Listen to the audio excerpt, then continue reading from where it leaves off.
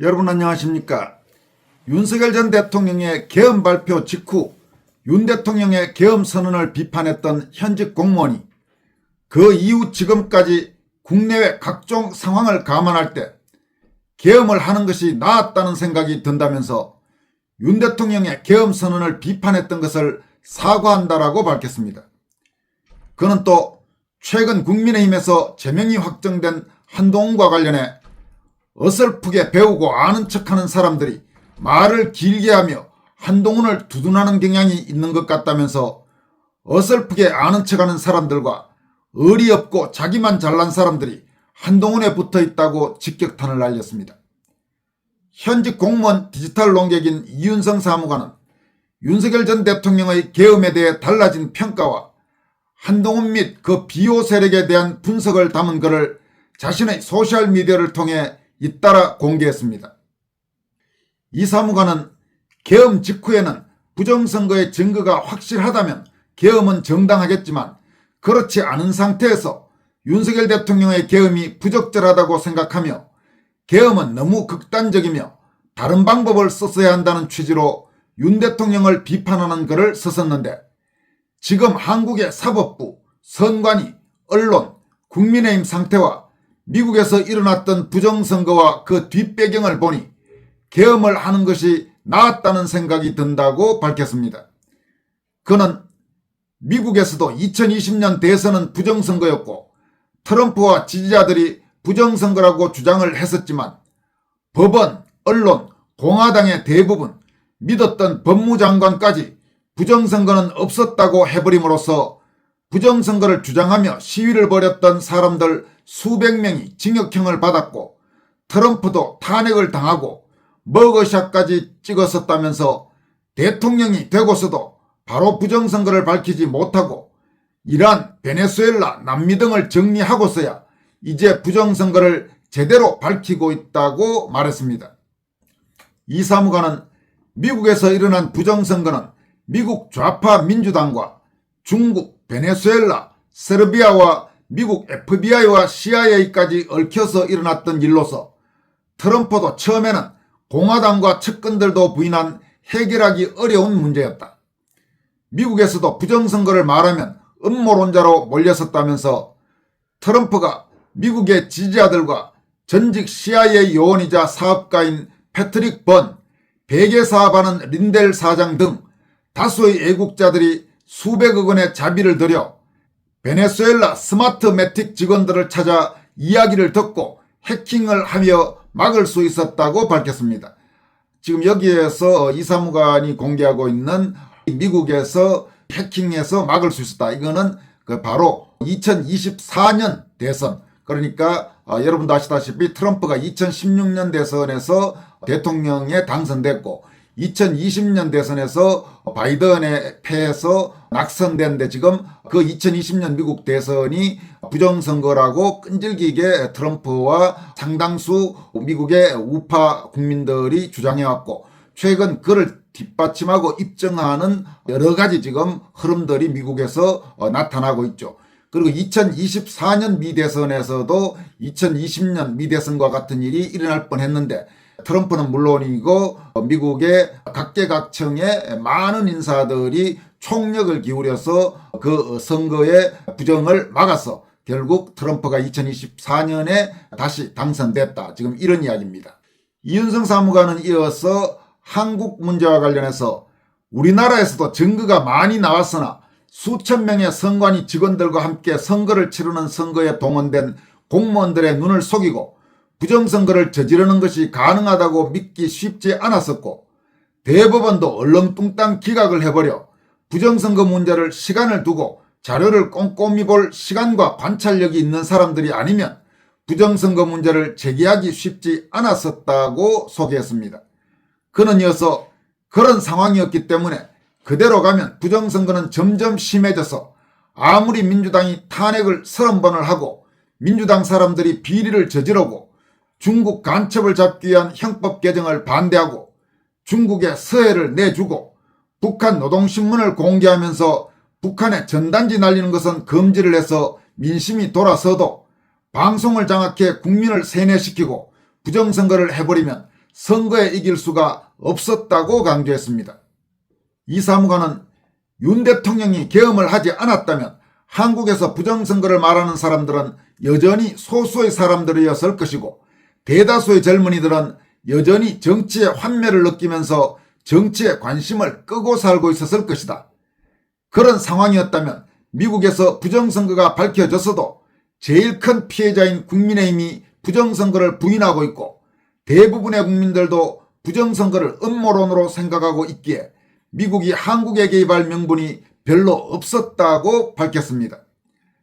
그는 이어서 그러나 윤 대통령이 계엄을 함으로써 많은 젊은이들이 깨어나 부정선거를 외치기 시작했고 요즘에는 추운 겨울에도 매주 전국의 거리에서 부정선거를 주장하며 거리를 행진하는 사람들이 생긴 것이다. 미국은 한국의 부정선거가 의심된다며 계엄을 한 윤 대통령과 윤 대통령의 말을 듣고 부정선거가 있었음을 확인하고 거리에 나온 젊은이들과 국민들이 있기에 한국의 문제에 개입할 수 있게 됐다고 강조했습니다. 이 사무관은 이제 미국에서 부정선거의 증거가 계속 나오고 있고 한국의 A웹, 성남의 IP, 성남의 미루 시스템즈가 관련되었다는 말이 나오고 있는데 미국은 자신의 나라의 부정선거에 개입한 이들을 조사할 것이고 그러면 자연스럽게 한국에서 부정선거를 저지른 세력을 밝히는 것도 될 것이다 라고 밝혔습니다. 그는 마지막으로 그러면 자동적으로 미국은 한국에서 부정선거를 저지른 세력, 부정선거를 부인하는 세력을 몰아내고 부정선거를 주장하는 이들을 밀어줄 것이다. 윤 대통령과 부정선거를 주장하는 사람들을 미국이 눈여겨보고 있을 것이라면서 윤 대통령이 계엄을 선언했던 것에 대해 비판했던 것에 대해 사과한다라고 공개적으로 밝혔습니다. 이윤성 사무관은 또 이 게시글에 이어 올린 게시글을 통해서는 한동훈과 한동훈을 추종하는 세력들을 강도 높게 비판했습니다. 이 사무관은 어설프게 배우고 아는 척하는 사람들이 말을 길게 하며 한동훈을 두둔하는 경향이 있는 듯 싶다. 표현의 자유가 있니 명백한 증거가 없니 하면서 정치적으로 해결해야 한다고 한다. 한동훈은 가족 아이디를 이용해서 2개의 IP에서 1400여 개의 논리적인 비판이 아니라 윤 대통령 부부와 같은 당 사람들에게 야비한 조롱을 했다. 본인의 아이디로만 익명으로 글을 썼다면 징계할 것은 아니고 참 찌질하고 야비한 놈이라고 생각할 수준에 그칠 것이다. 그러나 가족의 아이디를 이용해서 여러 개의 글을 쓰고 그것을 다시 모아 언론사에 갖다 주면서 당 게시판의 여론인 듯 언론 플레이를 하고 언론사가 그걸 기사화하면 그걸 가져와 여론이 이러하다고 주장을 했다면 이건 찌질하고 야비한 수준을 넘어 여론 조작의 범죄 수준에 들어간 것이라고 질타했습니다. 이 사무관은 이어서 한동훈 지지자들의 반발이 심하니 당은 이 사건에 대해 수사 의뢰를 하며 IP가 누구의 것인지 명백하게 밝혀야 한다. 명백한 물증이 없으니 무죄 추정주의에 따라 징계를 하면 안 된다는 것도 한심한 말이다. 한동훈에게 소명할 시간과 기회를 주었지만 한동훈은 이를 거부하고 오히려 당 윤리위와 지도부를 공격했다. 무죄 추정주의는 징계에는 해당하지 않고 형사처벌, 특히 징역 이상을 선고할 때 사용된다면서 이는 한동훈이 결백하지 않다는 것이며 정치적으로 당 지도부를 공격해서 대충 묻고 가려 했다는 것이라고 비판했습니다.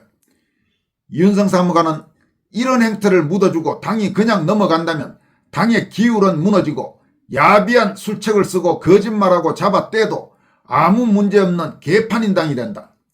한동훈은 제명되어 마땅하다라고 강조했습니다. 그는 또 한동훈 제명에 반대하는 사람들은 윤석열 대통령이 정치를 제대로 못하는 것을 보고 한동훈의 줄을 섰다가 계엄을 내란이라 부르고 윤 대통령 탄핵을 찬성한 이들, 부정선거를 부인하던 이들이 자신을 합리화하기 위한 것으로 보인다면서 하지만 계엄 해제는 하더라도 내란이라 부르며 탄핵까지는 갔으면 안 되었고 부정선거도 음모론이라 치부하지 말고 열린 마음으로 그 이야기를 들어보고 가능성을 인정해야 했다. 어설프게 아는 척하는 사람들, 의리 없고 자기만 잘난 사람들이 한동훈에 붙어있다라고 질타했습니다. 이윤성 사무관은 또 최근 미국 FBI가 조지아주 선관위를 압수수색한 것과 관련해서는 지난 12월에 미국 조지아주 풀턴 카운티 선관위가 지난 2020년 대선에서 31만 5천 표가 선거관리인의 서명이 없음에도 유효표로 인정이 되었음을 공식적으로 인정했다. 이때 바이든과 트럼프의 표 차이는 1만여 표 차이로 바이든이 이겼었다. 부정선거로 당락이 바뀌었던 것이다. 그런 조지아주 풀턴 카운티에 FBI가 압수수색을 단행했다. 얼마 전에 법원에 압수수색 영장을 신청한다 했는데 법원에서 압수수색 영장을 발부했고 바로 FBI가 집행한 모양이다. 여기에 대해서는 미국의 우파 뉴스인 폭스뿐만 아니라 CNN도 보도를 했다. 법원이 영장을 발부하고 FBI가 수색에 들어갔으니 보도를 안 할 수가 없었을 것이다. 이 정도 되니 우리나라의 연합뉴스도 보도를 했다. 제목을 부정선거 관련인 듯이라고 쓴 것을 보니 떨떠름한데 할 수 없이 기사를 낸 게 표시가 난다. 작년까지 AI로 미국 부정선거에 대해 질문하면 음모론에 불과하고 밝혀진 것은 없다고 했었는데 이제 미국에서 공식적으로 밝혀지고 있고 트럼프로부터 가짜뉴스라는 말을 듣는 CNN마저 보도를 하고 있다. X 즉 트위터 등 SNS에서 한국 A웹과 미루 시스템이 미국 부정선거에 연루되었다는 말이 흘러나오고 있는데 이것마저 공식적으로 확인되면 우리나라의 부정선거도 공식적으로 다룰 수밖에 없다면서 진실의 시간이 다가오고 있다고 강조했습니다. 여러분 정말로 현재 한국 내에서 자체적으로 한국의 부정선거 의혹을 규명하기는 현실적으로 거의 불가능하다는 것을 아마 여러분들도 지금까지 수많은 좌절과 경험을 통해서 알고 계실 겁니다. 한국에서는 선관위도 믿을 수 없고 법원도 한통속이고 언론도 믿을 수 없고 검찰 경찰도 믿을 수 없는 게 바로 선거 공정성 문제에 관한 진상규명입니다. 그렇지만은 만약 미국에서 명백하게 2020년 미국 대선 부정선거가 규명되고 더구나 이와 관련해서 지금 문제가 되고 있는 한국과 연루된 여러 가지 의혹들, 예를 들어서 성남 IP니 혹은 미루 시스템즈니 A웹이니 이런 문제들과 연계되는 것이 미국에서 공식적으로 확인되고 발표된다면 한국의 선거부정 의혹 진상규명에도 분명히 탄력을 받게 될 것입니다. 문제는 지금까지 길을 쓰고 한국에서 절대 부정선거는 없다고 아주 궤변의 주장을 해왔던 소위 제도권 언론, 여기에는 조선일보, 동아일보, 중앙일보도 포함됩니다. 거의 모든 제도권 언론이 아예 선거 공정성 문제에 이의를 제기하는 것을 사실상 완전히 입을 틀어막아왔기 때문에 지금까지 자신들의 입장을 바꿔야 되는 그런 상황이 올 때 과연 어떻게 할지 그 부분이 하나의 변수이긴 합니다만은 미국발 새로운 진실의 시간이 다가오기를 바라는 국민이 아마 한두 명이 아닐 것입니다. 지금까지 권순할TV였습니다. 여러분 고맙습니다.